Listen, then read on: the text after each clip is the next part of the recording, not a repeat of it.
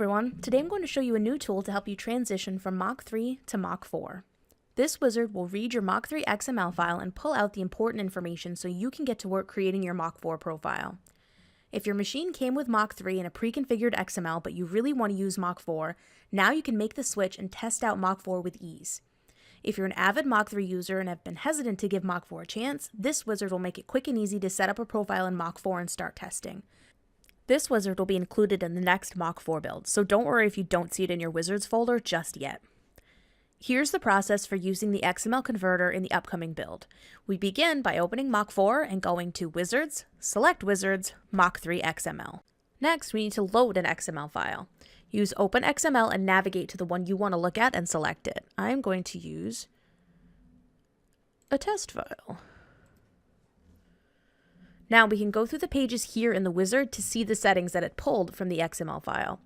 Now you probably won't need much on this tab. This contains some values from the XML itself, but they don't really fit into the other categories.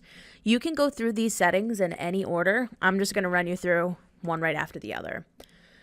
So we have motors, homing, spindle, inputs/outputs, and then back on the XML landing page.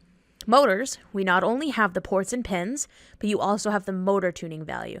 So this XML file has kind of reorganized the information that was in Mach 3 to make it easier to find what you're looking for.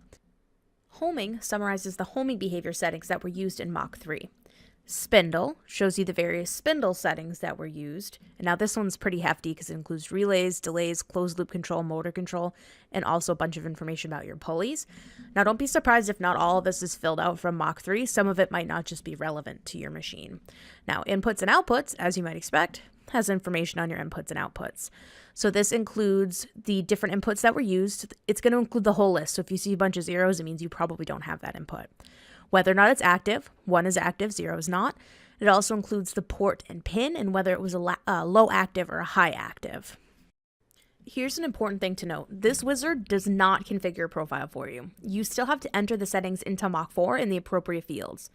You'll also find that configuring Mach 4 is a slightly different experience with each motion controller. Be sure to follow the setup instructions for your motion controller using the information that was pulled from your XML file, and you will be making chips with Mach 4 in no time. As always, happy CNCing!